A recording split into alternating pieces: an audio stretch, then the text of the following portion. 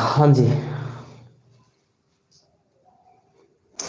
बबलू खत्री जी नमस्कार। अरे बड़े इमोजी कर रहे हो भाई। चलिए कैमरा फ्रंट है। अब ठीक है क्या? कैमरा हो जाती है कई बार गड़बड़ भाई। नमस्कार जी, नमस्कार आपको भी। वेरी गुड इवनिंग जी आपको। Everything is okay. अब तो ठीक है। चलिए मेरे ख्याल से अब बिल्कुल सही होगा। सही आपको आवाज़ मेरी पहुंच रही होगी।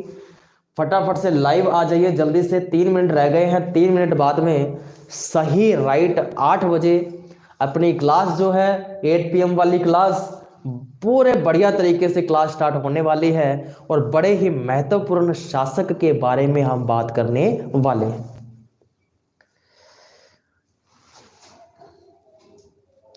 जल्दी से शेयर कर दो, स्टेटस लगा लो सब फटाफट से फटाफट से।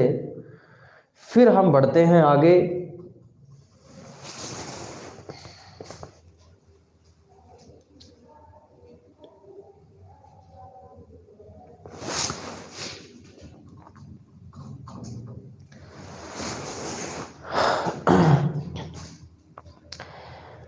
जल्दी से जुड़ जाइए, फटाफट से जुड़ जाइए भाई।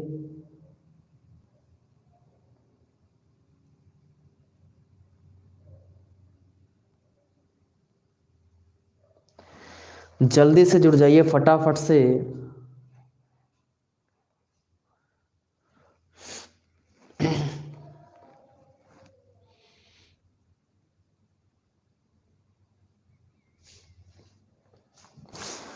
जल्दी से फटाफट से जुड़ जाइए ताकि अपने टॉपिक जो है वो स्टार्ट करें।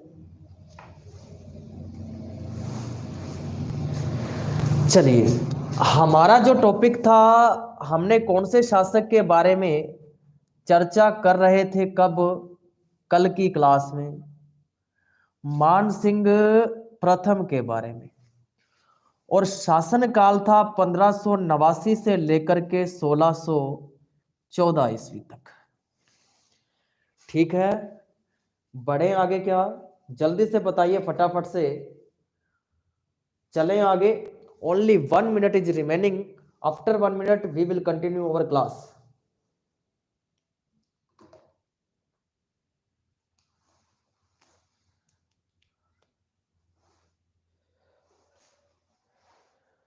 तो हमने चर्चा किसके बारे में कर रहे थे? हम चर्चा कर रहे थे मानसिंह प्रथम के बारे में। और मानसिंह जो प्रथम है, मानसिंह प्रथम के बारे में जब हम चर्चा कर रहे थे तो नंबर 1 पे हमने कई अभियान देखे थे।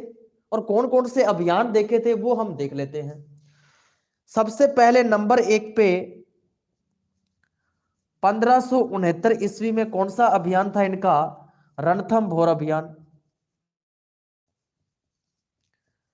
रणथंभौर के सुरजन सिंह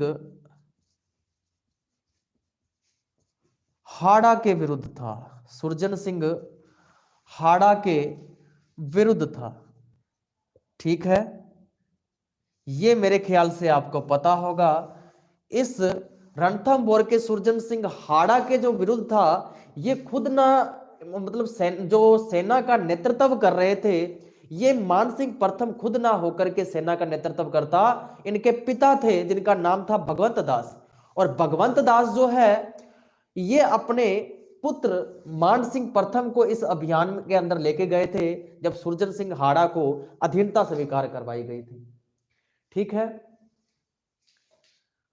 बिल्कुल आराम से समझना, सब कुछ अच्छे से समझ में आएगा आपको।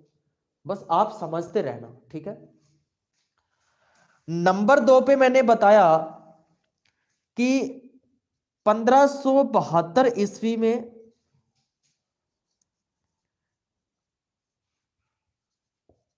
भगवंत दास के साथ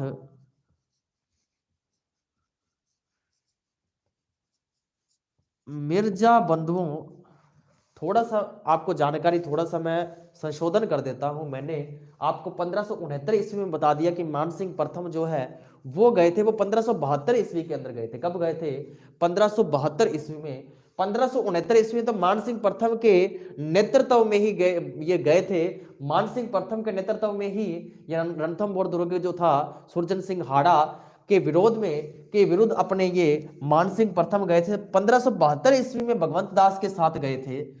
1572 ईस्वी में भगवंत दास के मिर्जा बंधुओं के खिलाफ गुजरात अभियान था। कौन सा अभियान था? गुजरात अभियान। उसके बाद में नंबर तीन पे 1576 ईस्वी में एक अभियान था। जो अभियान था कौन सा? हल्दी घाटी अभियान। कौन सा अभियान? हल्दी घाटी अभियान। कौन सा अभियान? हल्दी घाटी अभियान। ये तो आपको पता होगा, महाराणा प्रताप वाला जो अभियान था, हल्दी घाटी अभियान। चलिए नंबर 4 पे, और इसका आपको रिजल्ट पता होगा, आंशिक असफल रहा था, क्योंकि किसी की भी जीत नहीं मानी जाती। जिस उद्देश्य से आक्रमण किया गया था वो उद्देश्य ही पूरा नहीं हुआ था, क्योंकि महाराणा प्रताप को पकड़ना ये इनका उद्देश्य था, लेकिन महाराणा प्रताप को पकड़ नहीं पाए थे। सुनीता देवी नमस्ते सर। नमस्कार जी, नमस्कार आपको भी। चलिए जी, 1576 ईस्वी के बाद में एक अभियान हुआ 1581 ईस्वी में। और 1581 ईस्वी में कौन सा अभियान गए थे? कौन से अभियान पर? काबुल अभियान पर। कौन से अभियान पर बेटा? काबुल अभियान पर गए थे। उसके बाद में नंबर 5 पे 1587 ईस्वी में गए थे बिहार अभियान में। कौन से अभियान में? बिहार अभियान के अंदर। सिर्फ एक बार मोटा मोटा बता रहा हूं, इनके अंदर किसके खिलाफ ये अभियान थे ये भी मैं आपको बताऊंगा। सिर्फ आप ये समझना कि कौन कौन से मुख्य मुख्य अभियान थे जो मानसिंह प्रथम जिन अभियानों के अंदर शामिल थे, और ये नेतृत्व करता थे किनकी तरफ से? अकबर की तरफ से। ठीक है क्या? यहां तक क्लियर है क्या? उसके बाद में देखिए नंबर 6 पे दिखाई दे रहा है क्या? ऊपर लिख देता हूं भी।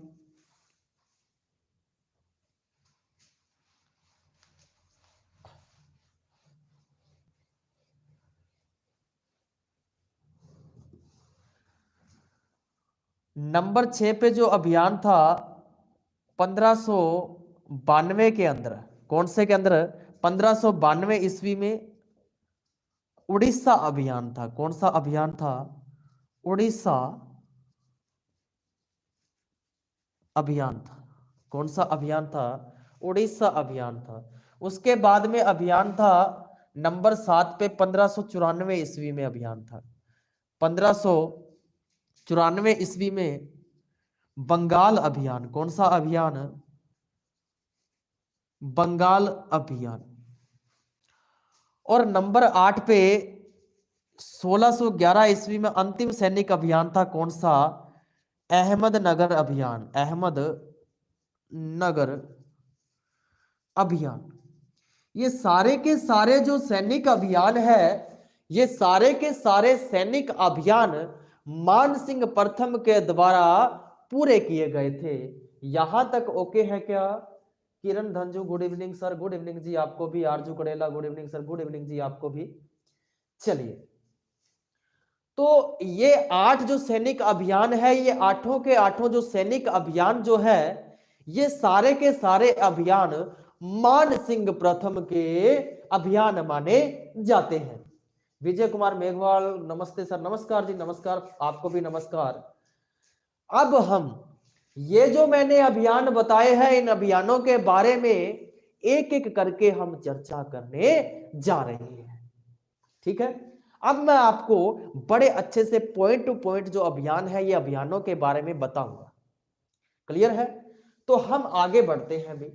बिल्कुल पेशेंस रख के, आराम से, तसल्ली से, मस्त होकर के पढ़ना है। हर एक चीज, एक एक जो शब्द, एक एक जो अभियान, एक एक जो निर्माण कार्य, स्थापत्य कला, सब कुछ आपको बड़े अच्छे से समझ में आने वाली है। ये भी आप देखते रहिएगा।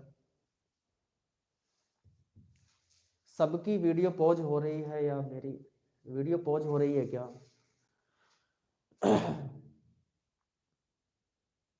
रिफ्रेश करके देखने पर भी नहीं चल रही क्या?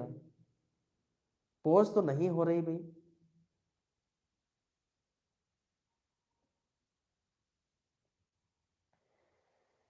आपकी ही पॉज हो रही होगी, यहां पर तो कोई दिक्कत नहीं है मेरे ख्याल से। बताइए फटाफट से जो भी बाकी स्टूडेंट्स हैं, क्या आपकी वीडियो भी पॉज हो रही है क्या?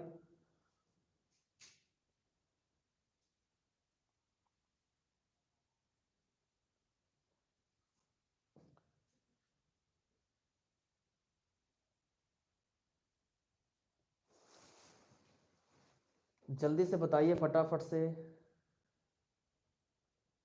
ओके है क्या? चलिए, तो अब हम स्टेप वाइज, नंबर वाइज एक एक जो अभियान है उनके बारे में हम डिस्कस कर लेते हैं। ठीक है, तो अब हम डिस्कस करते हैं कि ये अभियान कब कब हुए थे और किसके किसके खिलाफ हुए थे। तो देखिए आगे बढ़ते हैं। अब नंबर एक का जो अभियान है वो अभियान है गुजरात अभियान। कौन सा अभियान? गुजरात अभियान। वैसे तो मैं आपको बता चुका हूं गुजरात अभियान 1572 ईस्वी वाला।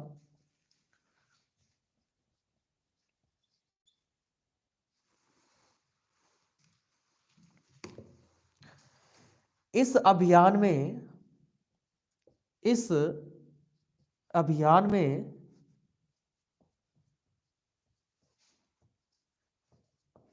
सरनाल का युद्ध जीता। कौन सा युद्ध? सरनाल का युद्ध जीता। और किसने जीता था ये युद्ध? मान सिंह प्रथम ने जीता था। मिर्जा बंधुओं के खिलाफ ये युद्ध लड़ा गया था और मान सिंह प्रथम ने इस युद्ध के अंदर विजयी हुए थे, विजय प्राप्त की थी और अपने पिता भगवंत दास के साथ में गए हुए थे। ठीक है, क्लियर है क्या? और इसी अभियान के दौरान, क्लियर है? वीडियो सही चल रही है तो ठीक है, कोई दिक्कत नहीं है। ठीक है, बिल्कुल आराम से पेशेंस से देखिएगा। इस अभियान के दौरान ही, इस अभियान के दौरान ही बांसवाड़ा शासक, बांसवाड़ा शासक प्रताप सिंह व डूंगरपुर शासक आसकरण को पराजित किया। किसको पराजित किया? आसकरण को पराजित किया। क्या किया बेटा? पराजित किया। ये हमने चर्चा कर ली है गुजरात अभियान के बारे में। कौन से अभियान के बारे में बेटा? गुजरात अभियान के बारे में। 1572 ईस्वी को हुआ था। सरनाल के युद्ध में भी विजयी हुए थे इस गुजरात अभियान के अंदर। और इसी अभियान के अंदर, इसी अभियान के अंदर बांसवाड़ा वाला शासक प्रताप सिंह और डूंगरपुर वाला शासक जो आस्करण था, इसको भी पराजित किया गया था। ठीक है, आगे वाला जो अभियान है, आगे वाला जो अभियान है इसको हैशटैग, क्योंकि मेन अभियान बता रहा हूं आपको। ठीक है, आगे वाला जो अभियान है वो अभियान है काबुल अभियान। कौन सा अभियान? काबुल अभियान, जो हुआ था 1581 ईस्वी के अंदर। कब हुआ था? 1581 ईस्वी के अंदर काबुल अभियान में गए थे कौन? मान सिंह प्रथम गए थे। कौन गए थे? मान सिंह प्रथम गए थे और इस अभियान के अंदर हाकिम खां सूर को पराजित किया। किसको पराजित किया? हाकिम खां सूर को पराजित किया। हाकिम खां सूर को पराजित किया।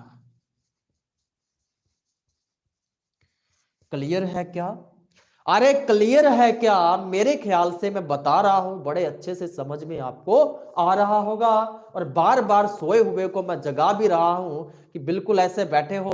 और जिस टाइम पे मैं पढ़ा रहा हूं उस टाइम पे क्या है, एकदम से जाग जाते हो, और आपको जगाने का काम ही मेरा है कि आपको पढ़ाई के अंदर एकदम से आपको अवेयर रखूं, ताकि बिल्कुल भी इनएक्टिव ना होकर के एकदम एक्टिव रहो और आपको बड़े अच्छे से जो मैं पढ़ा रहा हूं वो समझ में आ जाए।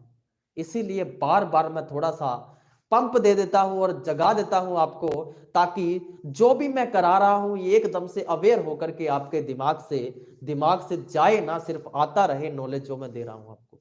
ठीक है, तो देखिए हाकिम खां सूर को पराजित किया था। उसके अलावा अब देखिए आगे की बात कि 1585 ईस्वी में काबुल का सूबेदार बना दिया गया। काबुल का सूबेदार मान सिंह प्रथम को बना दिया गया। मान सिंह प्रथम को बना दिया गया। किससे खुश होकर के? इस काबुल के अभियान से खुश होकर के मान सिंह प्रथम को 1585 ईस्वी के अंदर काबुल का सूबेदार बना दिया गया। यहां तक ओके है, बहुत बढ़िया है। अब 1585 के बाद में 1589 ईस्वी आया और उसके अंदर क्या किया? पंजाब का सूबेदार भी मान सिंह प्रथम को बना दिया गया। ठीक है, तो इसी अभियान के दौरान सिंध का इनको सूबेदार बना दिया गया। यहां दिखाई दे रहा है क्या? ऊपर लिख देते हैं। अभी कौन से अभियान की बात कर रहा हूं मैं? काबुल अभियान की बात कर रहा हूं। और 1589 ईस्वी में सिंध जो स्थान है वर्तमान में ये पाकिस्तान के अंदर है। तो 1589 ईस्वी में मान सिंह प्रथम को, ठीक है, मान सिंह प्रथम को सिंध, और उस टाइम पे इसको कहते थे सीस्तान। क्या कहते थे? सीस्तान का सूबेदार बना दिया गया। सूबेदार बना दिया गया।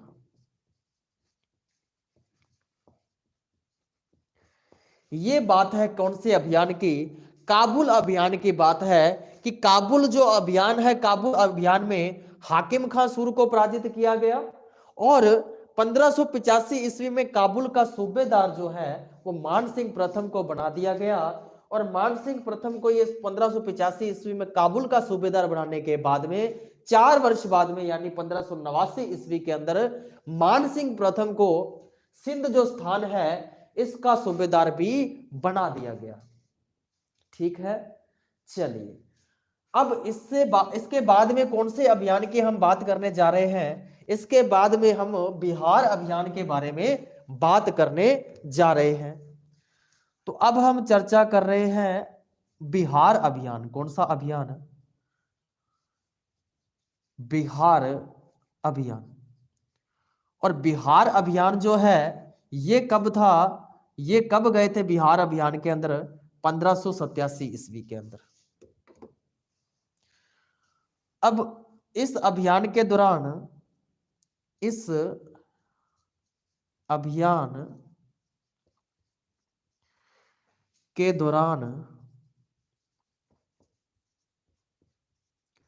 बिहार का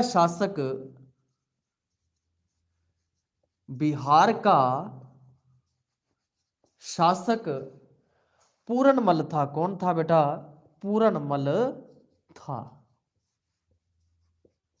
ठीक है, तो बिहार का शासक उस टाइम पे पूरनमल था जिस टाइम पे मान सिंह प्रथम बिहार के अभियान में गए हुए थे इनके विद्रोह को दबाने के लिए। किसके विद्रोह को? बिहार के पूरनमल के विद्रोह को दबाने हेतु कौन गए हुए थे? मान सिंह प्रथम। कहां गए हुए थे? बिहार के अंदर। ठीक है, यहां तक क्या? यहां तक मेरे ख्याल से बिल्कुल क्लियर होगा। अब एक खड़गपुर आपने नाम सुना होगा, आईआईटी का केंद्र भी है खड़गपुर। और यहां पे देखिए इस समय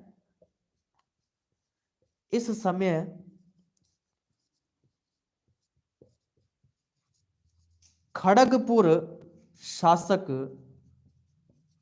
संग्राम सिंह था। कौन था? संग्राम सिंह था।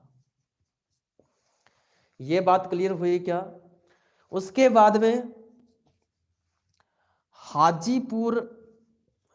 हाजीपुर शासक गणपत था। अच्छा, इसको पराजित भी किया था। क्या किया था? पराजित भी किया था। और हाजीपुर शासक गणपत को भी क्या किया? गणपत को भी पराजित किया।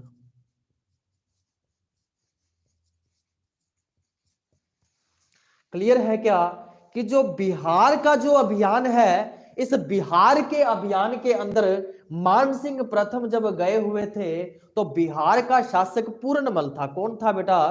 पूरनमल था। और पूरनमल को पराजित किया था। और खड़गपुर जो स्थान है, कौन सा स्थान है? खड़गपुर जो स्थान है, यहां का शासक कौन था? संग्राम सिंह था। और इस संग्राम सिंह को पराजित मान सिंह ने पहले ही कर दिया था। उसके बाद में जो हाजीपुर शासक है, ये गणपत था। और गणपत को भी मान सिंह प्रथम ने पराजित कर दिया था। यहां तक क्लियर है क्या? अब इस अभियान के अंदर खुश होकर के फिर मुगलों ने क्या किया? 1587 ईस्वी में बिहार का सूबेदार नियुक्त कर दिया गया मानसिंह प्रथम को। 1587 ईस्वी में बिहार का सूबेदार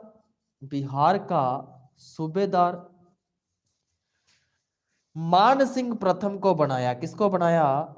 मान सिंह प्रथम को बनाया। That's clear. यहां तक मेरे ख्याल से बिल्कुल क्लियर होगा कि बिहार अभियान के अंदर क्या क्या घटनाएं हुई थी। कि यहां का शासक तो मैंने बता दिया, पूरनमल था, याद हो गया होगा। और खड़गपुर का जो शासक है वो संग्राम सिंह था। और उसके बाद में जो हाजीपुर है, हाजीपुर का शासक गणपत था। इन दोनों को भी पराजित किया था। और इससे खुश होकर के 1587 ईस्वी में बिहार का सूबेदार मान सिंह प्रथम को बना दिया गया। ठीक है यहां तक। अब हम आगे बढ़ते हैं भी। अब चर्चा करने जा रहे हैं आगे वाले अभियान की। जो अभियान है उड़ीसा का अभियान, जो 1592 ईस्वी के अंदर हुआ था। मानसिंह प्रथम के द्वारा यह अभियान सफल किया गया था। तो अब हम चर्चा करने जा रहे हैं उड़ीसा अभियान के बारे में। किसके बारे में? उड़ीसा अभियान के बारे में।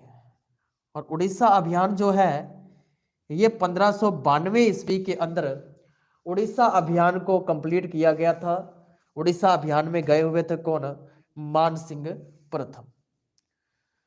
तो उड़ीसा अभियान में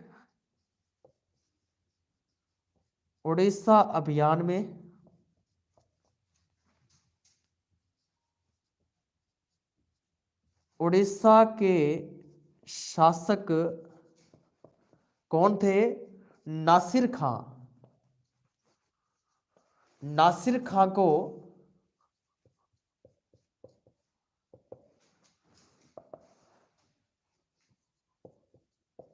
पराजित किया।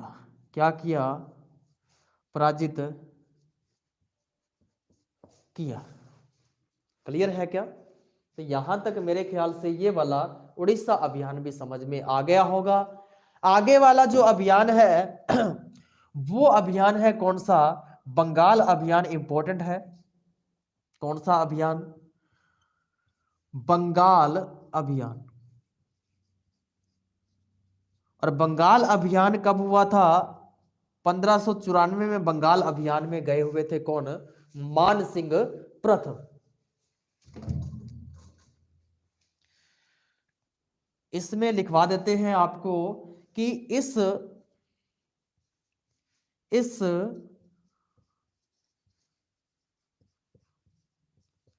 अभियान में कूच बिहार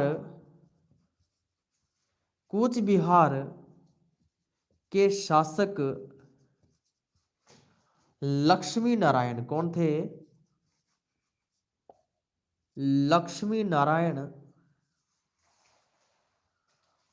लक्ष्मी नारायण को पराजित किया, पराजित किया।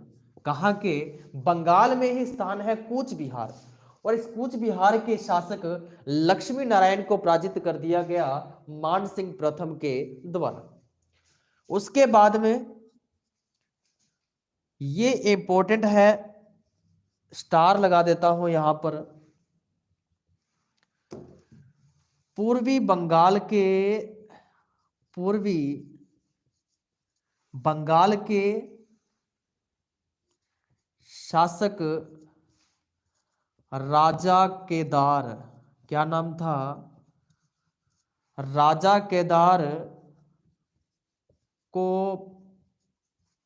पराजित कर, राजा केदार को पराजित कर 1604 ईस्वी में, कब? 1604 ईस्वी में। कब की बात है?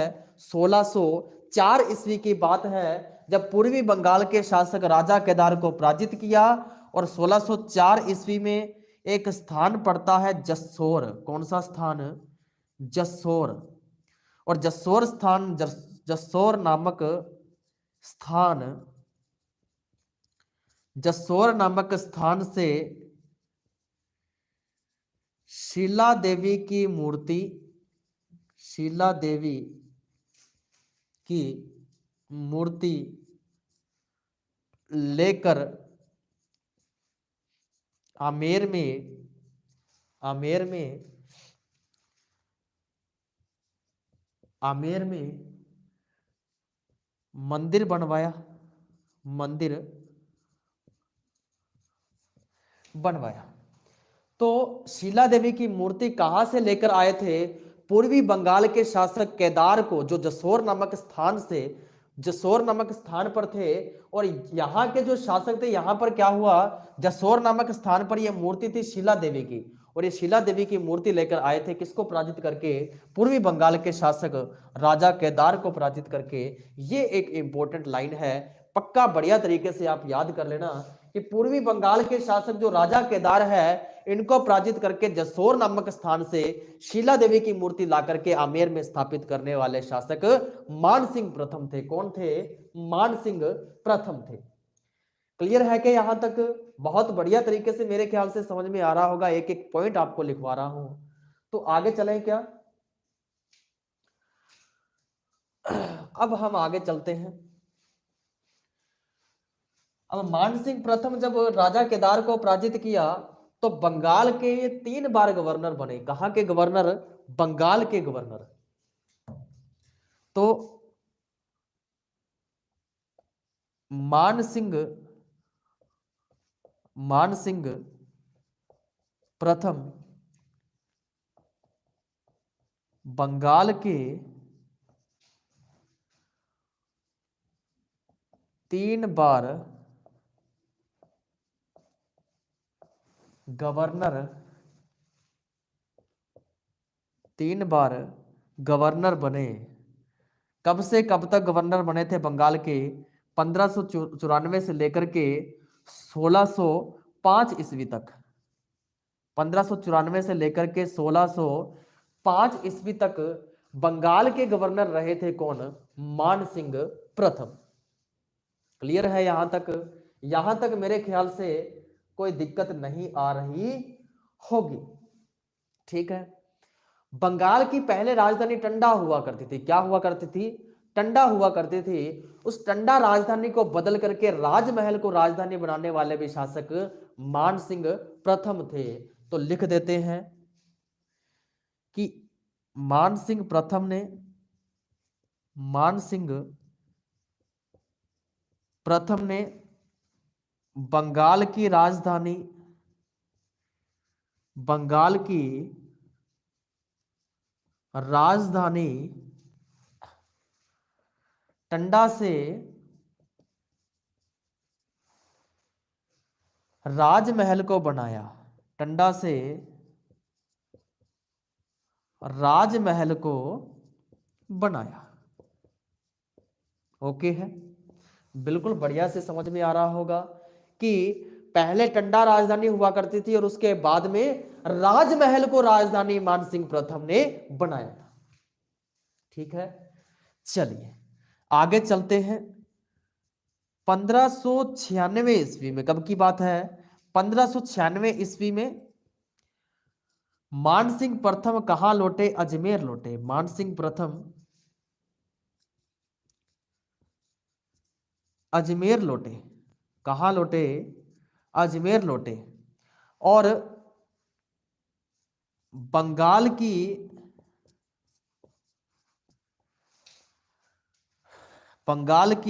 सूबेदारी,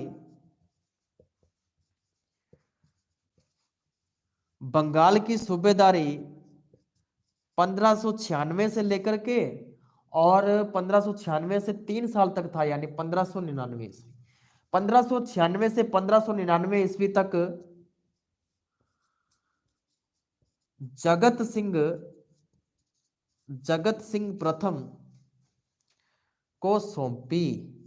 और ये जगत सिंह प्रथम कौन था, ये जगत सिंह प्रथम मानसिंह प्रथम जो है, मानसिंह प्रथम और इनकी पत्नी कनकावती की संतान थी कौन, जगत सिंह प्रथम। यानी अपने पुत्र को कहां की सूबेदारी प्रदान कर देते हैं, बंगाल की सूबेदारी प्रदान कर देते हैं, क्योंकि 1596 ईस्वी को इनको अजमेर लौटना पड़ा था। ठीक है, चलिए तो आपको सीधी सी बात अगर हम बताएं तो आपको सीधी सी बात ये याद रखनी है कि आपको मैंने बताया 1594 के अंदर तो बंगाल के ये सूबेदार बने थे। आपको पता है कि जब बंगाल वाले राजा केदार को पराजित किया था तो 1594 ईस्वी के अंदर इनको बंगाल का सूबेदार बनाया गया था। तो 1594 से लेकर के 1596 तक तो कौन रहे थे, मानसिंह प्रथम बंगाल के क्या रहे थे, गवर्नर रहे थे। ठीक है, क्योंकि 1594 में बने थे और 1596 मैंने अभी बताया कि अजमेर लौट गए थे। अब जब अजमेर लौटे, अजमेर लौटने पर या इन्होंने 1596 से लेकर के 1599 तक, ये 3 साल तक जगत सिंह प्रथम को, 1596 में जगत सिंह प्रथम को सौंपकर चले गए। यानी बंगाल का गवर्नर जगत सिंह प्रथम जो है, अपना पुत्र जो, उसको, जो बंगाल का गवर्नर है, ये पद इनको प्रदान कर दिया गया। और जगत सिंह प्रथम जो है 1596 ईस्वी के अंदर बंगाल के क्या बने, गवर्नर बने। लेकिन हुआ क्या, 1599 ईस्वी में तो इनकी मृत्यु हो गई थी। किनकी मृत्यु, जगत सिंह प्रथम। तो जब इनकी मृत्यु हो जाती है तो बड़े दुखद घटना होती है और मानसिंह प्रथम जो है ये फिर उसके बाद में 1599 के बाद में वापिस बंगाल के गवर्नर बनते हैं, वापिस बंगाल के गवर्नर बनते हैं। और कब से कब तक, 1599 से लेकर के 1605 तक मानसिंह प्रथम बंगाल के गवर्नर बने। समझ में आई क्या बात, बड़े अच्छे से समझ में आ गई होगी कि 1594 से 96 पहले मानसिंह प्रथम थे और उसके बाद में 96 से 99 जगत सिंह प्रथम, और 99 के अंदर, 1599 के अंदर जगत सिंह प्रथम की क्या हो गई, मृत्यु हो गई। और 1599 से लेकर के 1605 तक फिर मानसिंह प्रथम जो है ये वापिस बंगाल के गवर्नर बने। ठीक है, यहां तक क्लियर है क्या। अब 1605 ईस्वी जब आया, कौन सा, 1605, और 1605 ईस्वी में आपको पता है एक बड़ी घटना हुई थी कि अकबर की मृत्यु हो गई थी। किसकी मृत्यु, अकबर की मृत्यु। और अकबर की मृत्यु होने के बाद में बंगाल से फिर वापस अपने वतन यानी राजस्थान के अंदर लौट गए थे। ठीक है, यानी कि 1605 ईस्वी में इन्होंने इसलिए पद छोड़ा क्योंकि अकबर की मृत्यु हो चुकी थी, उनके बेटों में उत्तराधिकार संघर्ष हो रहा था। तो बंगाल की जो है ये सूबेदारी, बंगाल के गवर्नर का पद छोड़ करके वापस चले गए थे। यहां तक ओके है क्या, समझ में आ रहा है क्या, जल्दी से बताइए फटाफट से। यहां तक मेरे ख्याल से बड़े बढ़िया तरीके से स्टोरी समझ में आ गई होगी। ठीक है, चलें आगे क्या, चलिए जी। अब सैनिक अभियान जो है इनके बारे में हमने मोटा मोटा जो भी है, जो हम इनके बारे में, सैनिक अभियान के बारे में हमने देख लिया है। और लास्ट आपको पता है अहमदनगर अभियान था 1611 ईस्वी में। फिर मान सिंह प्रथम की क्या हो जाती है, मृत्यु हो जाती है सैनिक अभियान के अंदर। बस इतना ही इंपॉर्टेंट है। और सैनिक अभियान के बाद में अब हम चर्चा करेंगे मान सिंह प्रथम की स्थापत्य कला के बारे में। किसके बारे में, मान सिंह प्रथम की स्थापत्य कला के बारे में। तो अब हम स्थापत्य कला के बारे में चर्चा करने जा रहे हैं।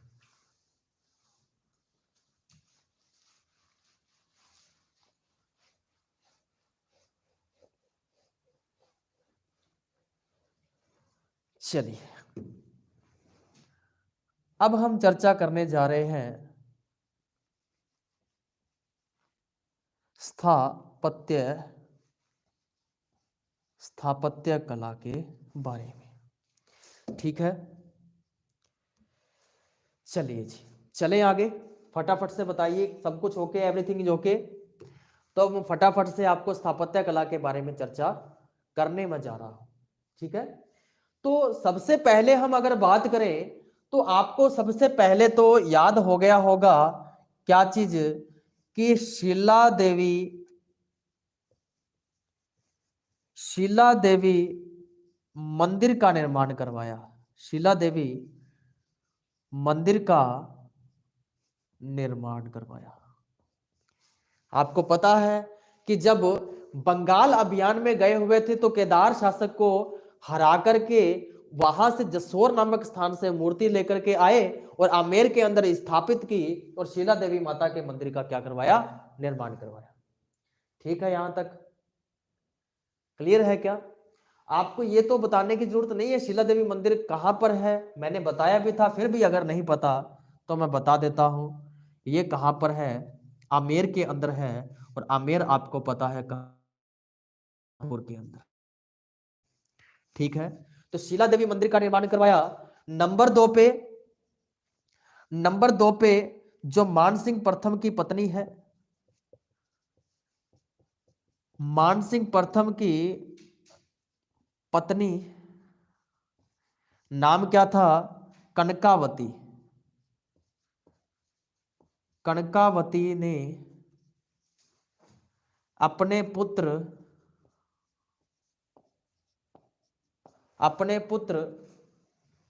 जगत सिंह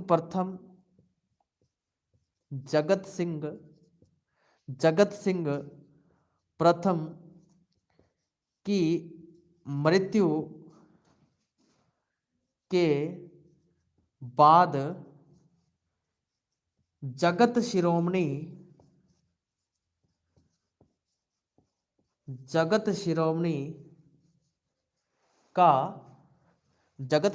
का मंदिर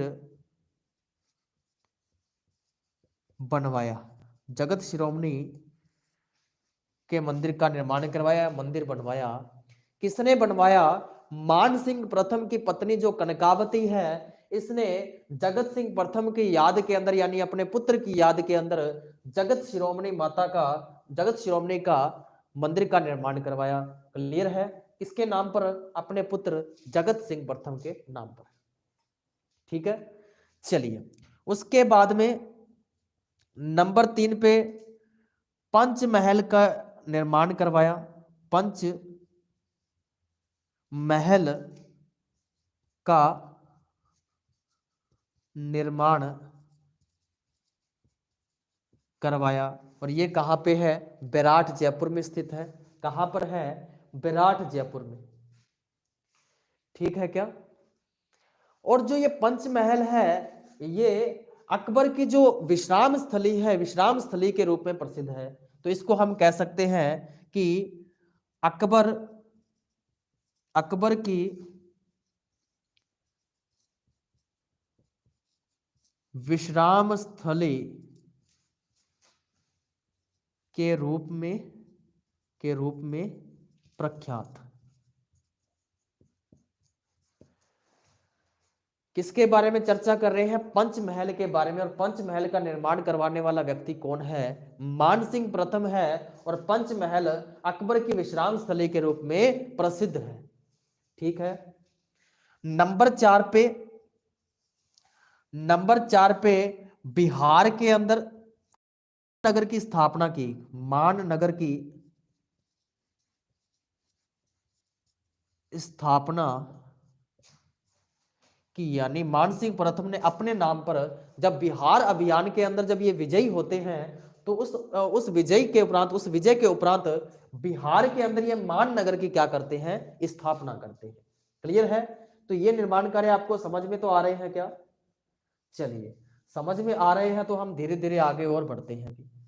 अब नंबर 5 पे और निर्माण कार्य हम देख लेते हैं, इनके निर्माण कार्य और देख लेते हैं इनके।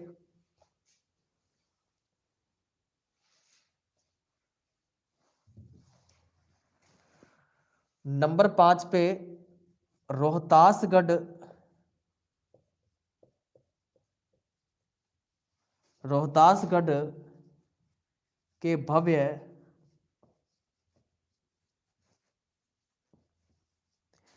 मंदिरों का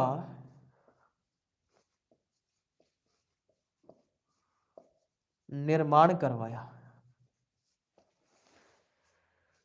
नंबर 6 पे, नंबर 6 पे इन्होंने एक बड़ी फेमस जगह है भी, वृंदावन में गोविंद देव जी का जो मंदिर है उसका निर्माण भी करवाया गया था। जब यूपी के अंदर ये अभियान में, एक छोटे से अभियान के अंदर जब गए हुए थे तो वृंदावन के अंदर भी इन्होंने गोविंद देव जी के मंदिर का क्या करवाया था, निर्माण करवाया था। क्या करवाया था? निर्माण करवाया था। क्लियर है? चलिए, तो वृंदावन में, वृंदावन में गोविंद देव जी के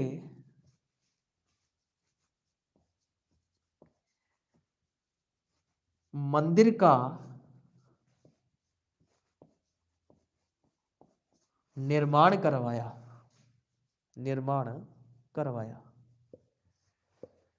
क्लियर है क्या? नंबर 7 पे एक गया स्थान है, गया, और गया कहां पर है? बिहार में। गया बिहार में महादेव जी के मंदिर का निर्माण करवाया, महादेव जी के मंदिर का निर्माण करवाया।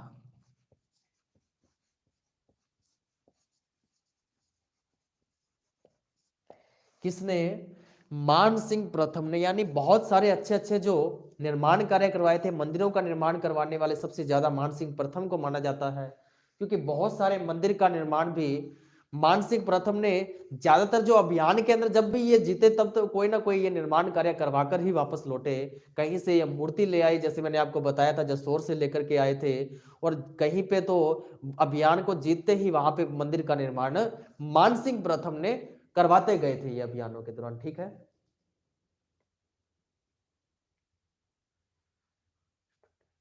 एक बार स्टडी के मैंने चैनल पर आ जाओ।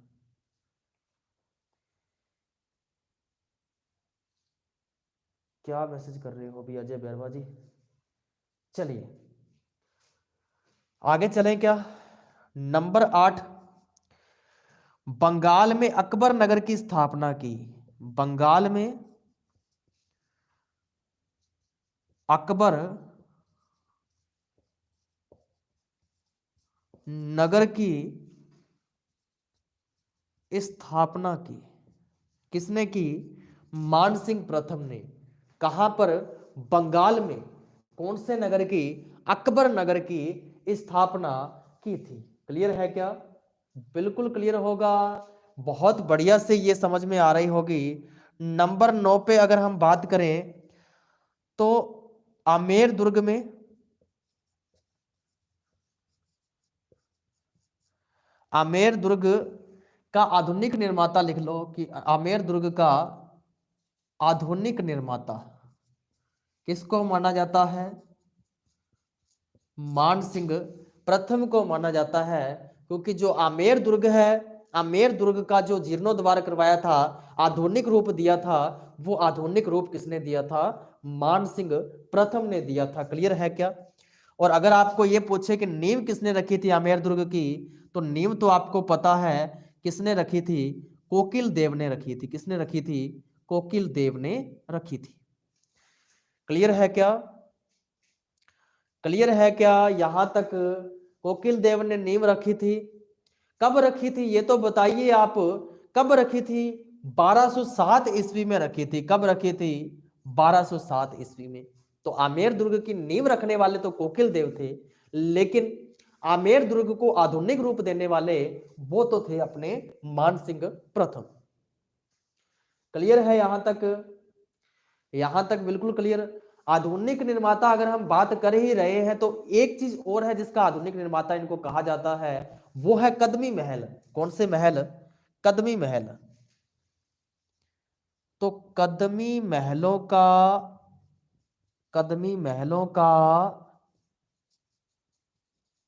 आधुनिक निर्माता,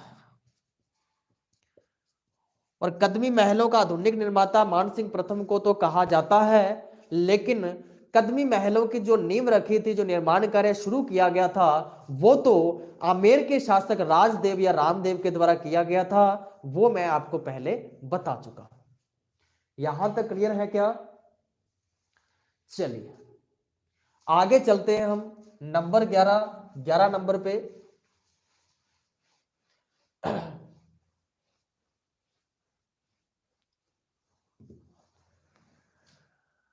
इन्होंने लाहौर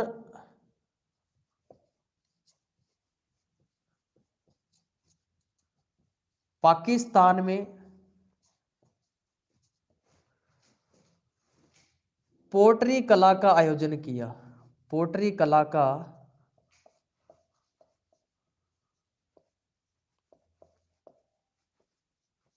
आयोजन किया। क्लियर है? उसके बाद में जो आपको पता है कि जो मीनाकारी कला मानी जाती है, इनका आगमन भी इनके काल में हुआ था। कौन सी कारी? मीनाकारी। मीनाकारी का आगमन इनके काल में हुआ। क्लियर है क्या यहां तक?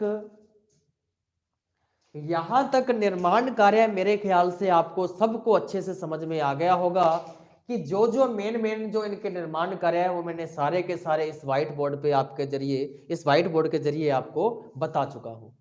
तो मेरे ख्याल से स्थापत्य कला आपको बड़े अच्छे से समझ में आ गई होगी। स्थापत्य कला के बारे में चर्चा करने के बाद में अब हम डिस्कस करने जा रहे हैं इनके ग्रंथों के बारे में, कि इनके जो दरबारी जो कवि थे उनके कुछ ग्रंथ थे और उनके खुद के भी कुछ ग्रंथ लिखे हुए थे। उन ग्रंथों के बारे में भी अब हम चर्चा करने जा रहे हैं। ठीक है, चलें आगे। क्या जल्दी से बताइए, एवरीथिंग जो ओके, सब कुछ सही है तो आगे बढ़ते हैं जी। सुनील कुमार जी सर ओके जी। चलिए जी अब हम आगे बढ़ते हैं।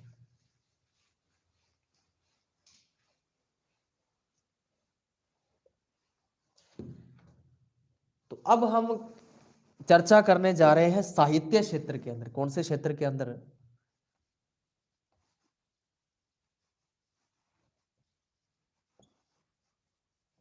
साहित्य क्षेत्र में क्या क्या योगदान है।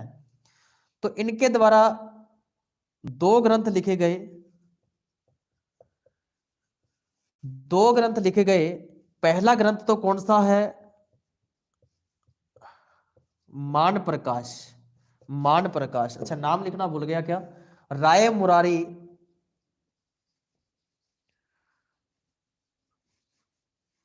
राय मुरारी दास इनके दरबारी कवि थे। राय मुरारी दास के द्वारा दो ग्रंथ लिखे गए। एक ग्रंथ तो कौन सा था? मान प्रकाश, और दूसरा ग्रंथ था मान चरित्र। कौन सा ग्रंथ? मान चरित्र। क्लियर है क्या? तो साहित्य क्षेत्र के अंदर जो इनके दरबारी कवि थे राय मुरारी दास, और राय मुरारी दास ने दो ग्रंथ लिखे थे। एक तो लिखा था मान प्रकाश और दूसरा लिखा था मान चरित्र। एग्जाम के अंदर आपको यह देखने को नहीं मिलेगा कि मान प्रकाश ग्रंथ या मान चरित्र ग्रंथ जो है वो कौन से शासक के का लिखा गया है। बहुत रेयर चांस है कि आपको ऐसा क्वेश्चन देखने को मिले। लेकिन कवियों के साथ, दरबारी कवियों के साथ, जैसे मुनोत नैनसी हो गया, अबुल फजल हो गया, इनके आपको हो सकता है कि एक साइड में तो इनके कवियों के नाम दे दे और दूसरे साइड में इनके ग्रंथों के नाम दे दे, और क्वेश्चन आपसे ये आ जाए कि मिलान कीजिए और उसमें लिखा हो राय मुरारी दास और आगे या मान प्रकाश या मान चरित्र लिखा हो, तो आपको देखते ही समझ में आ जाएगा कि राय मुरारी जो दास है ये दरबारी कवि था किसका? मान सिंह प्रथम का। तो मान सिंह प्रथम का दरबारी कवि होने का अगर हमें पता है तो हमें यह भी पता लग जाएगा कि राय मुरारी दास ने ही मान प्रकाश या मान चरित्र लिखा है। क्लियर है यहां तक? यहां तक क्लियर है क्या? बिल्कुल क्लियर होगा यहां तक। राय मुरारी दास के बाद में एक दूसरा व्यक्ति नाम मिलता है हमें उनका, जगन्नाथ। क्या नाम मिलता है? जगन्नाथ। जगन्नाथ भी दरबारी कवि थे इनके, और जो जगन्नाथ है उन्होंने ग्रंथ लिखा था मान प्रकाश, मान प्रकाश कीर्ति मुक्तावली। मान प्रकाश कीर्ति मुक्तावली, ये जो ग्रंथ है ये ग्रंथ जगन्नाथ के द्वारा लिखा गया है। और ये जो जगन्नाथ है ये जगन्नाथ दरबारी कवि है किसके? किसके दरबारी कवि है बेटा? ये कवि है किसके? मान सिंह प्रथम के। क्लियर है?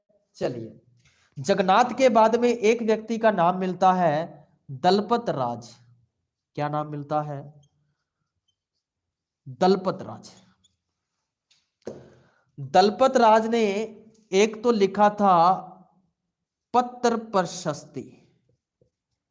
कौन सा ग्रंथ?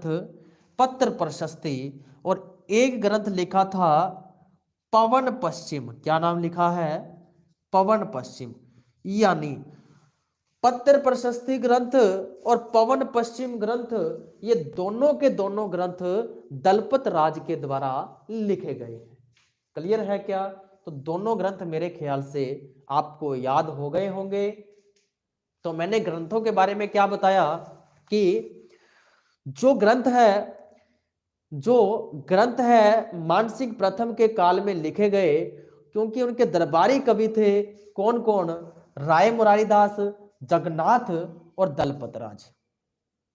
राय मुरारी जो दास है इन्होंने दो ग्रंथ लिखे, एक तो ग्रंथ लिखा मान प्रकाश और दूसरा ग्रंथ लिखा मान चरित्र। और उसके बाद में जो जगन्नाथ है, जगन्नाथ ने लिखा मान प्रकाश कीर्ति मुक्तावली। और उसके बाद में जो दलपत राज आए, दलपत राज ने पत्र प्रशस्ति और पवन पश्चिम, इन दो ग्रंथों की क्या की? रचना की। क्लियर है? चलिए जी, यहां तक अगर ओके है तो, अगर ओके है तो एक कवि और आएंगे जो इनके भाई थे। किनके भाई? मानसिंह प्रथम के भाई माधो सिंह थे। उनके एक दरबारी कवि थे विठल। उन विठल के द्वारा भी एक ग्रंथ लिखा गया था, उस ग्रंथ के बारे में भी आपको मैं बता देता हूं। ठीक है, चलिए, साहित्य क्षेत्र के अंदर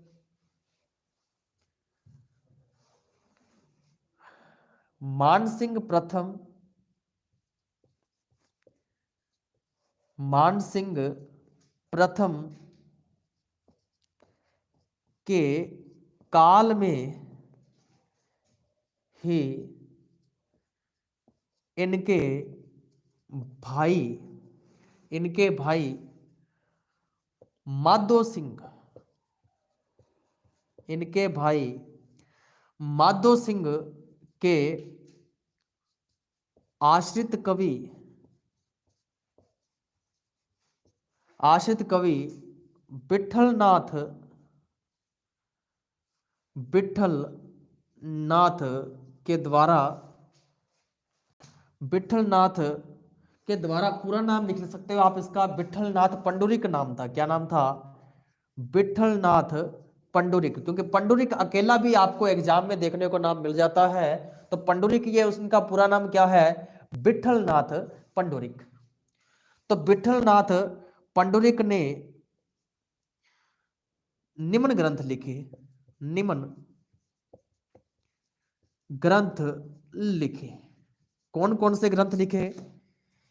एक ग्रंथ का नाम मिलता है हमें राग चंद्रोदय, राग चंद्रोदय। नंबर 2 पे ग्रंथ है दूनी प्रकाश। कौन सा ग्रंथ? दूनी प्रकाश। और नंबर 3 पे जो ग्रंथ है उस ग्रंथ का नाम है नर्तन मंजरी, नर्तन मंजरी। तो ये मुख्य 3 जो ग्रंथ है, ये ग्रंथ लिखे गए थे किसके द्वारा? विट्ठलनाथ पंडुरिक के द्वारा। किसके द्वारा? विट्ठलनाथ पंडुरिक के द्वारा। और कौन थे ये विट्ठलनाथ पंडुरिक? ये थे माधो सिंह के आश्रित कवि। किसके आश्रित कवि? माधो सिंह के आश्रित कवि थे। और किनके काल में ग्रंथ लिखे गए? ये मान सिंह प्रथम के काल में लिखे गए। और इनके भाई माधो सिंह के आश्रित कवि थे कौन? विट्ठलनाथ पंडुरिक। इनके द्वारा 3 ग्रंथ मुख्य है, राग चंद्रोदय, राग चंद्रोदय और दूनी प्रकाश और नर्तन मंजरी। ये 3 ग्रंथ मुख्य जो है ये विट्ठलनाथ पंडुरिक के द्वारा लिखे। ठीक है। अब संक्षिप्त में आपको एक चीज बता देता हूं इकट्ठा ही, कि मान सिंह प्रथम के दरबारी विद्वान का अगर नाम पूछ ले, डायरेक्ट क्वेश्चन आ जाए, तो आप सीधा कैसे करोगे? देखिए, मान सिंह प्रथम के दरबारी विद्वान, मेरे ख्याल से साथ साथ में याद हो गया होगा कि मान सिंह प्रथम के दरबारी विद्वान कौन कौन थे जिनके बारे में चर्चा कर चुके हैं। एक नया नाम आपको मैं बता देता हूं, उनका नाम है हापा बारहट, हापा बारहट। नंबर 2 पे राय मुरारी दास, हमने ग्रंथ चर्चा कर ली है इनकी। राय मुरारी, राय मुरारी दास, जिनका मान प्रकाश और मान चरित्र ग्रंथ लिखा गया है, ये राय मुरारी दास अभी हमें हमने चर्चा की। उसके बाद में नंबर 3 पे जगन्नाथ, जगन्नाथ के बारे में चर्चा कर ली कि मान प्रकाश कीर्ति मुक्तावली जो ग्रंथ है ये जगन्नाथ के द्वारा लिखा गया है। नंबर 4 पे, नंबर 4 पे जो शासक है, सॉरी शासक क्या, जो कवि है उनका नाम क्या है? उनका नाम है विट्ठल, विट्ठल, विट्ठलनाथ पंडुरिक। इनका मैंने अभी बताया राग चंद्रोदय जो है, राग चंद्रोदय हो गया, दूनी प्रकाश हो गया, नर्तन मंजरी हो गए, ये जो मुख्य ग्रंथ है ये विट्ठलनाथ पंडुरिक के द्वारा लिखे गए हैं। नंबर 5 पे एक नाम मिलता है, उनका नाम था हरनाथ। क्या नाम था? हरनाथ। और ये हरनाथ जो है ये भी मान सिंह प्रथम के क्या है? दरबारी विद्वान है। क्या है? दरबारी विद्वान है।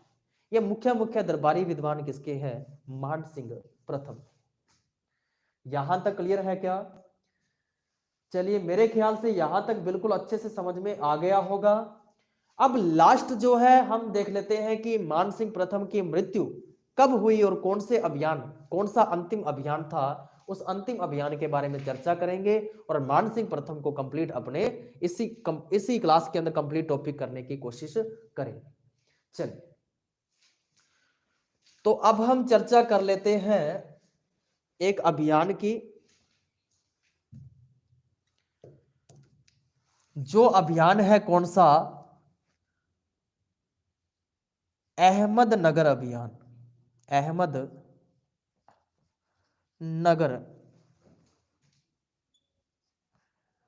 अभियान। ये मैंने बताया था अंतिम अभियान है इनका। इसमें लिखवा देता हूं आपको कि जहांगीर के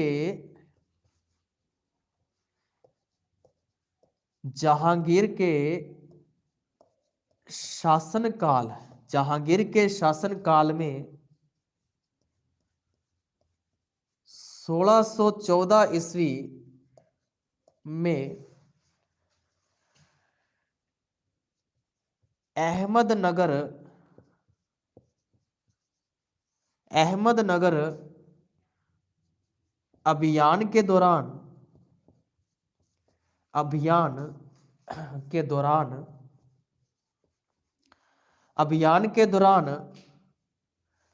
अहमदनगर अभियान के दौरान महाराष्ट्र में मान सिंह प्रथम की मृत्यु, मान सिंह प्रथम की मृत्यु हो जाती है। और पर्टिकुलर अगर स्थान पूछे तो वो महाराष्ट्र में स्थान था एलिचपुर। कौन सा स्थान था? एलिचपुर स्थान था।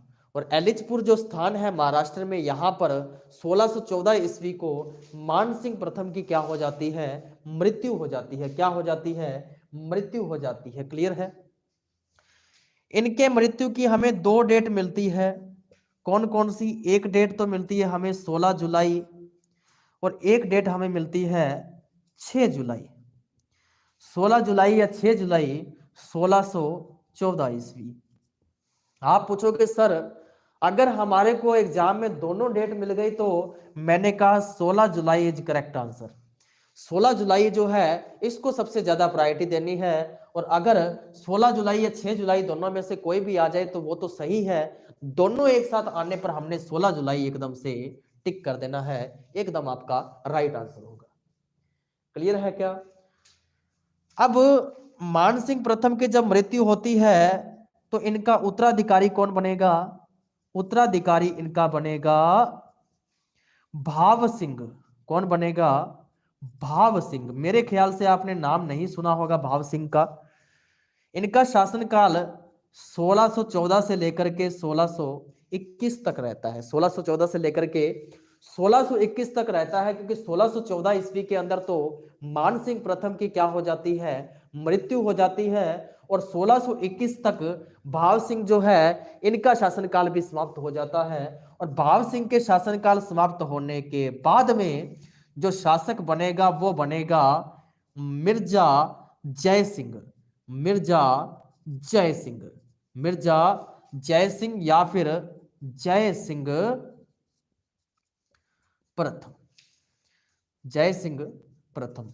आपको एक चीज पता होगा कि आपने आमेर के जो शासक है उसमें दो नाम सुने होंगे। एक तो जिनके आगे नाम लिखा होता है मिर्जा, एक आपने नाम सुना होगा जिनके आगे लगता है सवाई। तो मिर्जा जो लगा होगा आपको पक्का ये याद रखना है कि मिर्जा वाले तो फर्स्ट है और सवाई वाले सेकंड होंगे। अगर मैं चर्चा करूंगा सवाई जय सिंह तो इसका मतलब जय सिंह सेकंड की बात कर रहा हूं। अगर मैं चर्चा करूंगा कि मिर्जा जय सिंह, इसका मतलब मैं जय सिंह प्रथम की बात कर रहा हूं। अगर मैं चर्चा करूंगा कि सवाई मान सिंह तो इसका मतलब मैं मान सिंह सेकंड की बात कर रहा हूं। लेकिन अगर मैं ऐसे पूछूंगा, अगर मैं ऐसे बोलूंगा कि मिर्जा सवाई सिंह, सॉरी मिर्जा मान सिंह, मिर्जा मान सिंह का मतलब मान सिंह प्रथम की बात हो रही है। तो मिर्जा का मतलब फर्स्ट और सवाई का मतलब क्या होता है? सेकंड होता है। ठीक है? तो सवाई क्या मिर्जा जय सिंह, मिर्जा जय सिंह या फिर जय सिंह प्रथम। और ये कब से कब तक रहे थे? 1621 से लेकर के 1667 ईस्वी तक। और मिर्जा जय सिंह से आगे वाली क्लास के अंदर हम इन शासक के बारे में चर्चा करेंगे। यहां तक क्लियर है क्या? मान सिंह प्रथम मेरे ख्याल से मोटा मोटा जितना भी मैंने बताना था आपको बता दिया। मोटा मोटा के साथ में छोटा छोटा भी आपको साथ में पढ़ा दिया गया है। और कंटेंट जो है उसके अंदर लगभग सारा का सारा मान सिंह प्रथम के बारे में जो संक्षिप्त जानकारी है वो सारी की सारी जानकारी आपके साथ में साझा कर चुका हूं। तो मेरे ख्याल से आपको जो मैं पढ़ा रहा हूं वो बड़े अच्छे से समझ में आ रहा होगा। और जो रेगुलर स्टूडेंट है उनको बहुत ज्यादा फायदा होने वाला है, क्योंकि हर एक चीज अगर मान लो पहले पढ़ा हुआ है उनका रिवाइज हो जाएगा। और जिन्होंने पहले नहीं पढ़ा हुआ तो उनका क्या होगा, उनको साथ साथ में नोट्स बनाएंगे, उनका और ज्यादा अच्छे उनको समझ में आएगा। तो दोनों का फायदा है। जिन्होंने पहले पढ़ा है उनका अच्छा रिवीजन हो जाएगा, और जो पहली बार पढ़ रहे हैं वो अच्छा प्रयास करेंगे तो उनका भी अच्छे तरीके से जो क्लास है राजस्थान इतिहास की, ये राजस्थान का इतिहास बड़े अच्छे से उनको याद हो जाएगा। यानी बहुत अच्छा बेनिफिट आपको लाइव क्लास में होने वाला है। रिकॉर्डेड क्लास से ज्यादा आपको लाइव क्लास में फायदा होगा, क्योंकि लाइव क्लास में आपके जो क्लास की पंक्चुअलिटी है, यानी आप पूरे पंक्चुअल हो जाओगे टाइम के। और उसके साथ साथ आप टाइम को मैनेज करना भी सीख जाओगे और आपको ये पता होगा कि हाँ सर आज की क्लास में लाइव आना ही आना है, लाइव छोड़ दिया तो हमारा नुकसान हो जाएगा। जब आपके दिमाग में ये चीज रहेगी तो डेली आप लाइव क्लास में आओगे भी और आपका सिलेबस भी पूरा हो जाएगा। लेकिन अगर आपको रिकॉर्डेड क्लास मिलेगी तो रिकॉर्डेड क्लास पे क्या होगा कि आपको थोड़ा सा आलस सा हो जाएगा कि हाँ ठीक है थोड़ा सा आज नहीं तो कल पढ़ ले, नहीं तो परसों पढ़ ले, अपने क्या अपने हिसाब से करोगे। लेकिन एक रूल रेगुलेशन के हिसाब से अगर चलोगे तो डेली लाइव क्लास में जुड़ोगे तो टाइम भी बचेगा और बाद में जो एक्स्ट्रा टाइम होगा उसके एक्स्ट्रा टाइम के अंदर आप बाकी के सब्जेक्ट भी आप कवर कर सकते हो। लेकिन अगर रिकॉर्डेड क्लास आपकी इकट्ठी हो गई तो बर्डन हो जाएगा, ना तो ये कंप्लीट सही से हो पाएगा और ना ही जो बाकी सब्जेक्ट है बाकी सब्जेक्ट का भी बर्डन होने की वजह से क्या होगा, सब्जेक्ट जो है आपके इधर उधर हो जाएंगे या कम आपकी तैयारी होगी। अच्छी तैयारी करनी है, लाइव क्लास डेली आया करो, लाइव क्लास के साथ नोट्स बनाया करो, रिवीजन किया करो। नेक्स्ट डे फिर जब मैं लाइव क्लास में पढ़ा रहा हूँगा तो हमेशा 8 बजे से पहले आप उपस्थित होने चाहिए। क्लियर है क्या? तो मेरे ख्याल से बड़े अच्छे से आपको क्लास समझ में आई होगी। मिलते हैं नेक्स्ट क्लास में नई ऊर्जा के साथ, नए कंटेंट के साथ। Thank you so much. जय हिंद, जय भारत।